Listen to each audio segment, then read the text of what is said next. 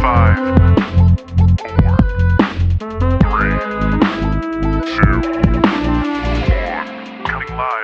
in the series called Journey, and this is the second week. Last week, we launched this series, and what is it? It's really a series of teachings at Suncoast where we want to challenge you to grow into wholeness. It's 40 days, or about 6 weeks in the series, 7 weeks, of growing into the better you. The first week, we asked the question, what do we take with us? And they were challenged, well, before we can answer that question, we have to know, where we're going, because I think that's important. How long are we going to be gone? We have to begin at some point. And then we talked last week about we need to take first steps. And then thirdly, on our journey, we find his presence within the daily routine of life. Last week, we examined some realizations. Realized, first of all, that my life can have meaning.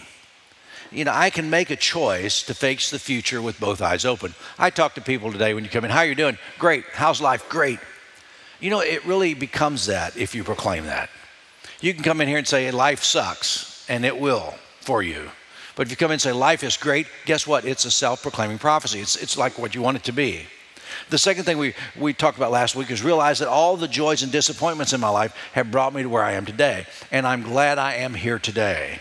And thirdly, realize that awareness can change the trajectory of my life. And really, we're not looking at just today, but what about tomorrow, the future, the trajectory? See, on my journey, I'm continually realizing that life has more for me. If you've arrived where you think you should be, then you probably need to open your eyes a little better and readjust, because there's always a tomorrow coming. Last week, we began to look at the life of Moses, and I love the life of Moses. He was born in slavery, was raised as Pharaoh's son. He was a Hebrew, and later on when he saw a Hebrew being abused by an Egyptian, he stood up for the Hebrew, and they got into a fight, and he killed him. And he hid the body, and later when he found out he was discovered, he ran for his life. He ended up in the desert as a shepherd watching sheep. And he walked up to this burning bush, and I told you last week that Becky and I have been to Mount Sinai. We've been to the very place where they think the burning bush was. We saw, some semblance of what they think may have been one of those bushes that looked like the burning bush. I don't think it was actually the bush, because, it's, the one they have is old, but it's not that old. But we saw that, and to think about him really standing there and being confronted with his life. And the voice of God began to change his world. Today we're going to ask this question, and it's this. It's not where we're going or what are we going to take with us, but today we ask the question, who is going with us? See, in chapter 3, verse 10, God gives Moses some instructions. He said, I'm sending you to Egypt, this is from the burning bush, to bring the Israelites, my people, out of Egypt. I've heard they're suffering too long, and I want you to go deliver them. And Moses said, okay, but who am I that I should go to Pharaoh and bring the Israelites out? And then God says, well, I'll be with you. He says, but suppose I go and they say, who sent me? What shall I say? He said, you tell them, I am sent you. Today we're going to look at the call on Moses' life from God, and we're going to look at three things, as we usually do, and they're notes if you can fill in the blank if you'd like, but here's the first one. On the journey, my excuses display my insecurity. In chapter 3, verse 10, the voice from the bush says, so go now. I'm sending you to Pharaoh to bring my people, the Israelites, out of Egypt. And Moses said, but who am I that I should go there? And here's the excuse. Excuse number one, there are many that Moses has. Who am I? Notice the insecurity. What he really is saying is, I don't know that I'm qualified. You want me to go back? I'm a nobody. I'm a failure. God, can I remind you of some things? I killed a guy, and there's a warrant out for my arrest if I go back. I'm afraid that if I went back, I'd fail again. And then God responds to Moses' objection, and I think this is a wonderful response for our lives. For every excuse that we have, I like this answer. He says, I will be with you. See, God was calling Moses to rescue people from their misery, from slavery and bondage. And Moses doubts he's the right material for God to use. See, I love this story of Moses because I love his doubts. I love his humanity. He is the hero in this story, but he shows us that God wants to use ordinary people to help them become heroic. You could be the hero of your own life. Where does it start? realizing God is with me. He wants to go with me. So he says, well, then he has a second excuse. First one's, who am I? And the second one is, well, what if they want proof? What if they say, Moses, you just made all this up? What proof do you have? What's this God's name that spoke to you from the bush? And he says, they'll think I'm crazy. And you know what I think? I think that even in today's culture, some people will think you're crazy for trying to be on a journey of wholeness. A journey to be the best version of who you can be. Some people may question your sanity to thinking there's more in life. Just take what it is, and that's just all there is. I won't say my forbidden phrase. Well, I will. When you say, it is what it is, that's annoying to me. It's not theological annoying, just grammar annoying. But it's a common phrase. My wife says it, and I know because I tell you, you'll say it to me in the grand hall before we leave today. I'm okay with that. I can take the banter. But when we settle for what is instead of what could be, we're pulling it short. Some people may think that and question your sanity for saying that that's just all there is. But those who question us the most will be those who call us when their life is in crisis. Right? See, they want their hearts to possess what they see we're aspiring to, and that's peace. So, who am I? What if they want proof, Moses says. And then he asks this question, what if they won't listen? See, I have that question every week. What if they don't listen? Well, they're stuck. And then God says, look, tell them I am has sent you. See, I asked my Thursday morning group, what a bunch of guys. Great test material for anything. And if you've been a part of Thursday morning, it's a great group of guys. And if you don't go anywhere on Thursday morning and you want to come to Thursday morning, you're welcome. It's coffee. It lasts about an hour. And guys sit around the tables and we talk. And I kind of give them a thought of something to think about. So I asked them this week about where God dwells and how the perception in Jesus' day and even before versus today. Where does God dwell? It used to be a 3-tier universe.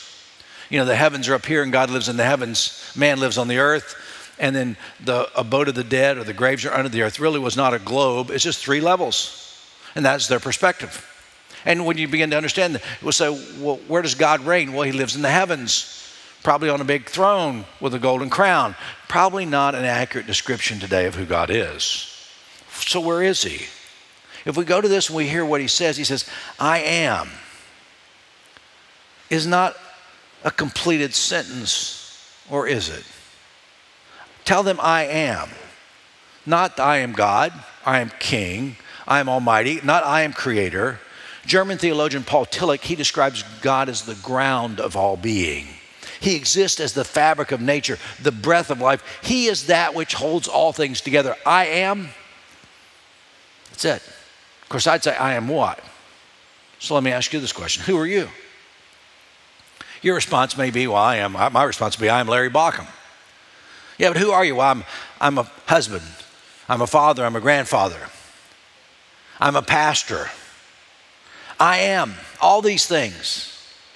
Then I begin to realize at some point in my journey, God is with me even as I describe who I am. Because I am is 2/3 of my description. I am Larry Baucom, or I am a dad, I'm a grandfather, I'm a pastor. Pastoring is not what I do, it's who I am. And so God wants me to know, and he wants you to know that no matter who you are, he is part of your breath, he's part of your life, he's the blood that flows through your veins, he's the breath that you breathe in and out, he is that which brings life to you. He is. That's who God is. I am. God is part of all of it. There are 3 words to describe me.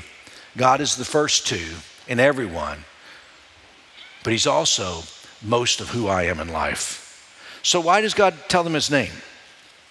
Give me your name. Because when you know a name for God, it was thought that you knew something intimate about them. When you possess the name of something, you had the energy of that in the name. So God tells him his personal name, which is I am.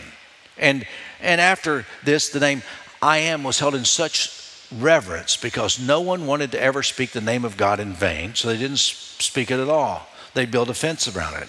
No one should repeat it. But it's interesting in the New Testament, Jesus in the Gospel of John uses the phrase I am 7 times. It's called the 7 I am sayings in the Gospel of John. And this is what he says: I am the bread of life. I am the light of the world.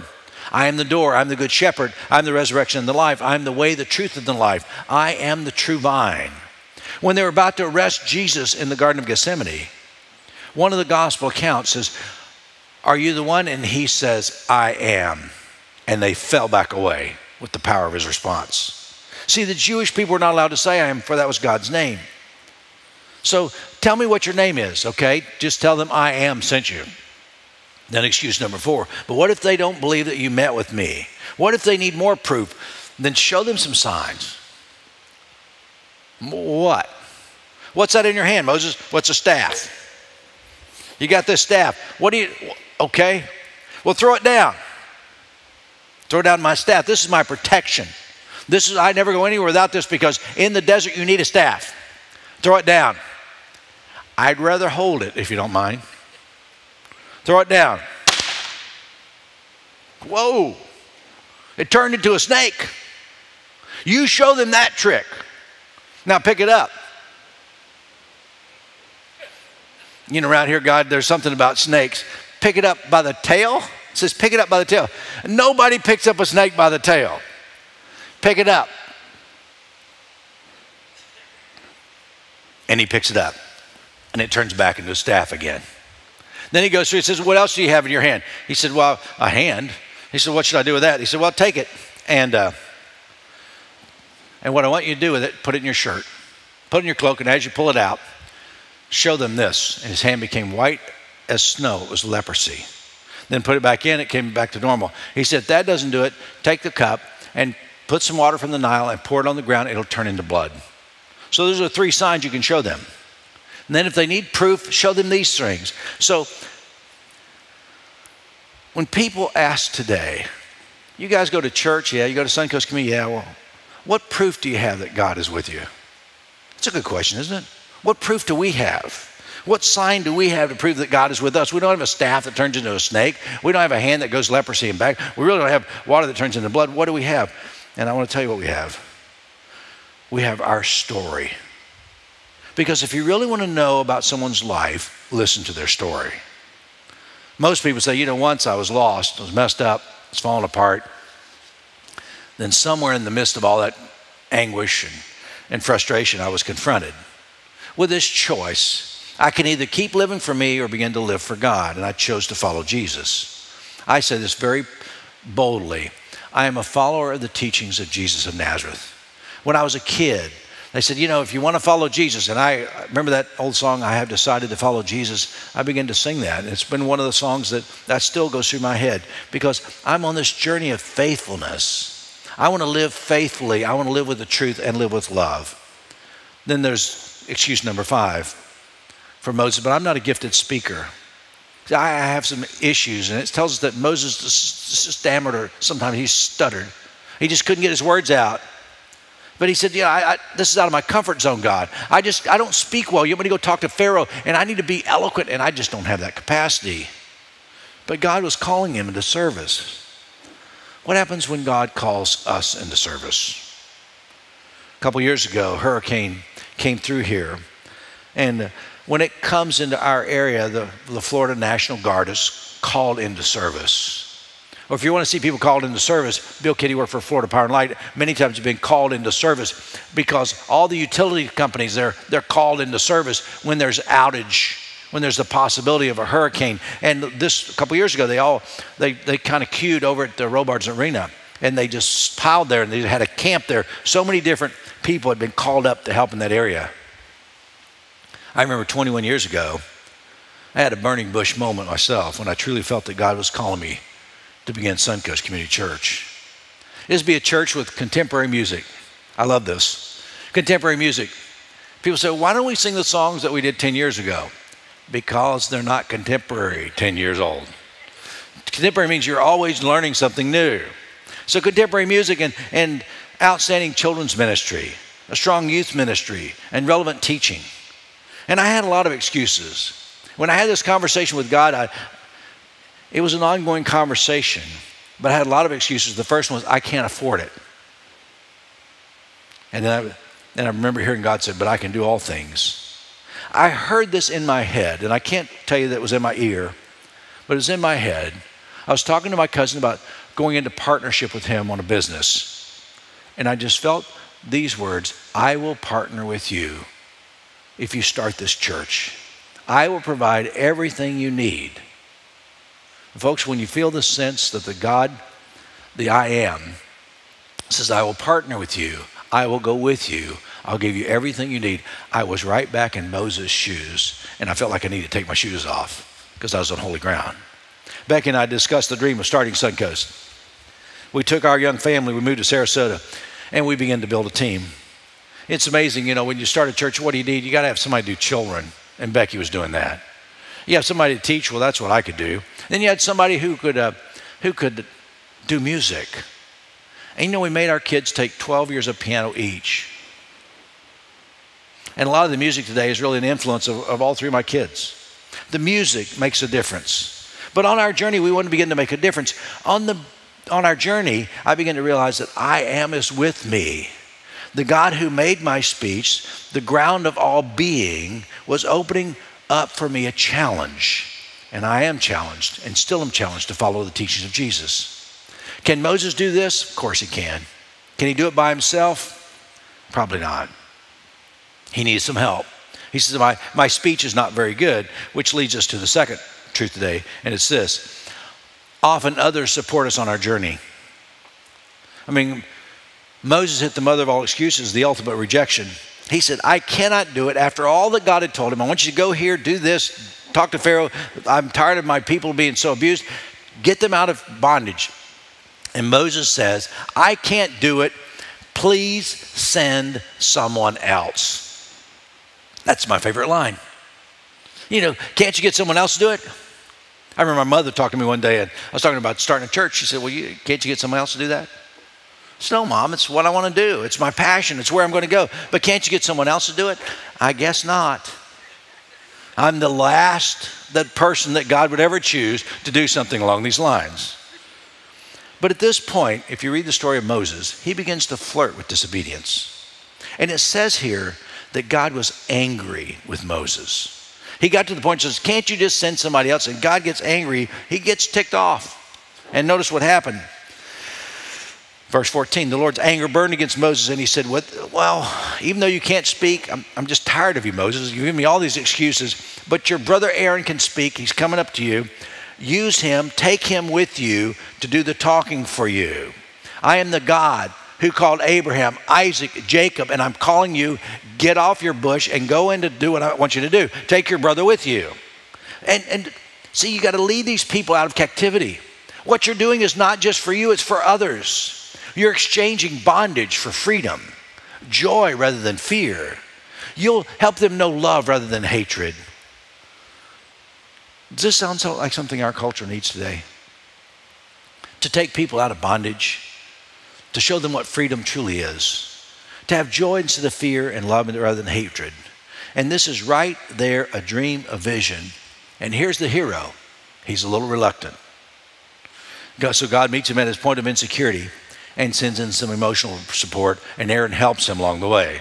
But notice how Moses needed help at other times. In Exodus chapter 17, the Amalekites were attacking Israel.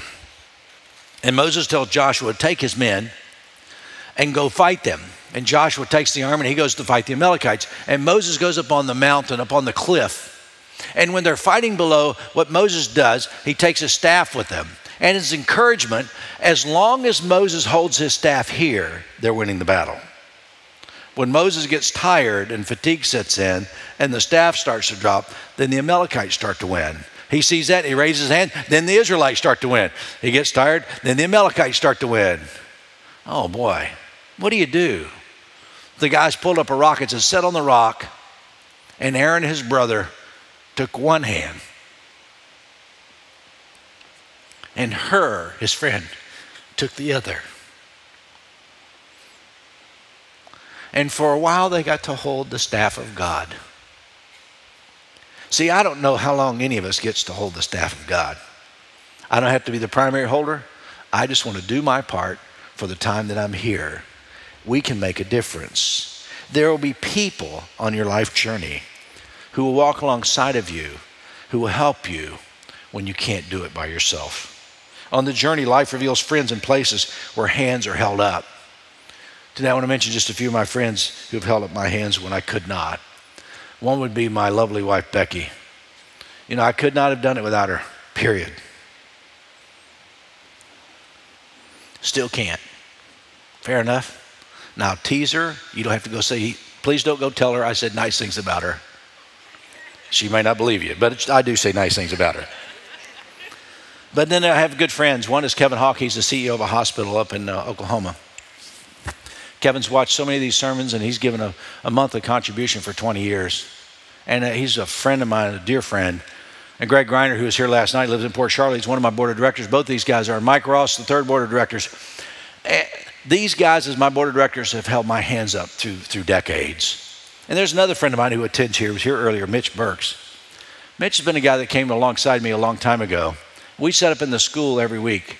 And I was out there setting up stuff, and one day he came in, he said, my job is to make sure you don't have to set up any equipment anymore. And for years, he took that role. He simply was holding up my arms. Friends are important. And I want you to know, life is full of Joshua's, Aaron's, and hers for there to be encouragers around us. And if you don't have those, you need those. And maybe it's not that you need to look for those. Maybe you need to be one of those. When's the last time you held up one of your friends' hands and encouraged them and blessed them with compliments and loved on them? That's part of the journey. It's not just for me, but it's for me to find out how to give back to those around me. And through the years, it's an important thing that goes back and forth, which leads to the last thought of the day. On our journey, we will need wise counsel. I love this part of the story because Moses was married, had a couple kids, and Jethro is his father-in-law. And Jethro, his father-in-law, comes to see him in the desert. He's camped there at the mountain of God. Here you are leading this massive amount of people. And the guy comes up ready to give advice. He's an in-law. You know the difference between in-laws and outlaws? Outlaws are wanted. Think about that for a minute. I mean, now, both my in-laws have passed away, and I'd say in my life, that's an exception. They had wonderful in-laws. But Jethro came to see his son-in-law. And he says to him, chapter 18, verse 19, listen, Moses, let me give you some advice. Immediately, my hands would be up saying, oh boy, here it comes. I'm not asking for advice. It's called unsolicited advice. I'm not really wanting it. But what Jethro says really is pretty good advice. He says, what you're doing here is not good. He said, you're trying to do everything and you can't. These people stand here all day long and you're wearing yourself out and you're wearing them out. Delegate. Appoint leaders over thousands, hundreds, fifties. And Moses said, okay. And then I love the next part. It said, and Jethro went to work for Moses the next day. He didn't just come with advice. He said, not only am I going to give you advice, I'm going to get in and help. I'm going to make a difference. See, today the I Am has decided to come along on the journey with us. His personal name is revealed to us. He is the ground of being. But I know him a little differently, and so do you. For me, I see him the picture of Jesus. So on this journey, where do we start? How do we begin?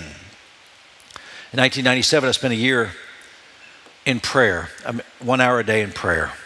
Suncoast born out of personal evaluation, reflection, contemplation, awareness. Today, I want you to consider this week, 5 minutes. Find a place to sit somewhere. Sit down, you can close your eyes, and for 5 minutes, try to block out all the things you need to do. The fact that you're hungry, you want a cup of coffee, block it all out and simply say, you know, God, in these few minutes, where's my life going? Who's going with me? Who's on my team? Or whose team can I be on? Look for your encouragers, look for those to encourage. And as we do, we realize this great truth. We journey best when we journey together. Try 5 minutes. If you need to go 10, you can, but only 5 minutes a day for 7 days. Can I pray for you? Father, as we open our hearts to more of you and we attempt to take this journey, challenge us to be at our best. Open our hearts to more of you. May Christ be honored. We pray this in his name. Amen. Would you stand, please? I'm going to tell you a story in closing. As I do remind you, if you want to pray, you can come up here to the front. Someone will pray with you. Also, at the end of the service, communion will be served. But many years ago, we went to Granger, Indiana. It was a conference, a church conference, and I took a lot of staff to that, not 100%, but a lot of staff. And when I was looking for technology and all the different things for this great church, but what I discovered was the community that we built on the journey.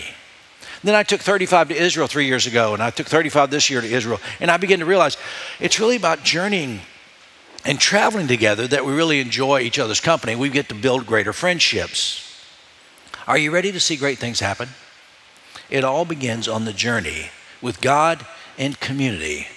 Start with 5 minutes. And as you do, remember, you are valued. He loves you. And so do I. God bless. Thanks for coming today.